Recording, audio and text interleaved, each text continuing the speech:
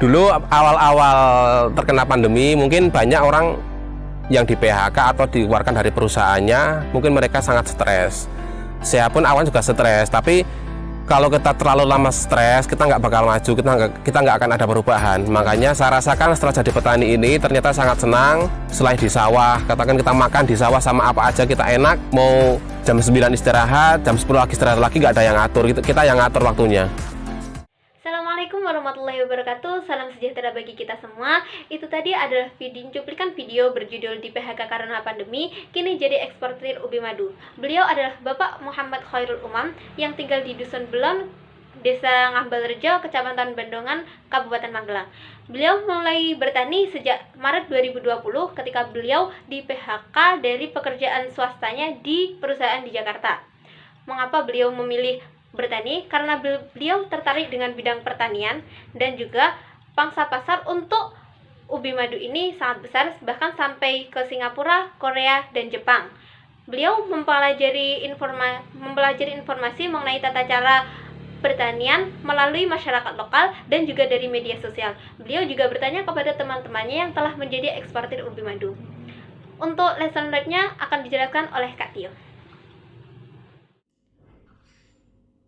Baik, tadi kita sudah mendengarkan ya bagaimana kisah Mas Khairul Umam, seorang yang meninggalkan pekerjaannya karena di kondisi pandemi ini harus diberhentikan sementara, kemudian dia memilih kembali ke desa menjadi seorang petani yang sukses bahkan go internasional.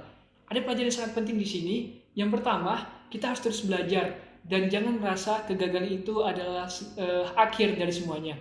Ketika kita belajar untuk terus bertumbuh, akhirnya kita bisa seperti Mas Khairul Umam ini. Kemudian kita harus kreatif, adaptif, inovatif di tengah masa pandemi ini. Banyak sekali solusi yang didapatkan ketika kita terus menggali potensi kita, akhirnya kita bisa sukses. Kemudian yang ketiga, kita jangan takut melangkah, kita harus berani mengambil keputusan dan resiko yang ada. Luar biasa, seperti Mas Khairul Umam ini, akhirnya dia bisa tumbuh. Dalam waktu yang singkat bisa menginspirasi banyak orang. Kemudian yang keempat, manfaatkan media sosial yang ada untuk kebaikan, untuk hal positif, dan juga membantu berkembangnya peluang bisnis yang ada di era pandemi sekarang. Dan yang terakhir, niatkan untuk bisa membantu orang ya, sebagaimana Mas Khairul Umam dia menghidupkan perekonomian yang ada di daerahnya. Ini sungguh luar biasa. Mungkin itu lesson learned yang bisa kita dapatkan dalam video berikut. Dari video tersebut, kita juga dapat menarik kesimpulan bahwa jangan malu menjadi petani, dan sebaiknya kita jangan sampai meremehkan petani. Karena jika petani dapat mengolah lahannya dengan baik, dapat memanfaatkan peluang, maka hasil taninya bisa melimpah pangan dalam negeri dan bahkan bisa diekspor ke luar negeri. Selain itu, dengan melimpahnya hasil panen tersebut, kualitas hidup petani juga bisa menjadi lebih baik.